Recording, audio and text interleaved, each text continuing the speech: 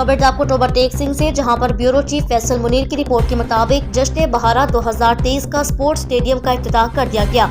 जश्न बहारा की तकरीबात 12 मार्च तक जारी रहेगी। डिविजनल कमिश्नर सरवत सईद ने डिप्टी कमिश्नर अदनान इरशाद और फोकल पर्सन जश्न बहारा ADCR रेवेन्यू सुहा शाकिर के हमरा जश्न बहारा मेले का इफ्तिताह किया। टोबा टेक सिंह डिविजनल कमिश्नर मोहतरमा सरवत सईद ने डिप्टी कमिश्नर अदनान इरशाद और फोकल पर्सन जश्न बहारा additional deputy commissioner revenue madam Johar Shakir के हमरा जश्न बहारा की तकरीबात का इफ्तिताह किया। कमिश्नर को police rescue elite force jail के चाको चौबंद दस्ते ने सलामी पेश की। रस्साकशी के मुकाबला जात और स्कूल के बच्चों ने टैबलो पेश किए। फैमिली मेला में महकमा एग्रीकल्चर, सन्नतजार, महकमा एजुकेशन, महकमा हेल्थ, ज़रा यूनिवर्सिटी, महकमा जंगलात और प्राइवेट स्कूलों की जानिब से अपने अपने स्टॉल्स लगा रखे थे। ज़रा यूनिवर्सिटी के स्टॉल में फैंसी परिंदे शुरा की तवज्जो का मरकज बने रहे। महकमा लाइफ स्टॉक की जानिब से घोड़ा डांस का एहतमाम किया गया।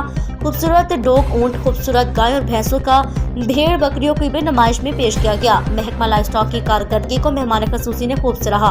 कमिश्नर फैसलाबाद ने मुख्तलिफ स्टॉल्स पर रखी हुई नायाब अशिया का मुआयना भी किया। इनकी कारकर्दगी को सराहा। मुझे आपके दरमियान बहुत खुशी महसूस हो रही है। अल्लाह ताला ने हमें बहार का मौसम अता किया।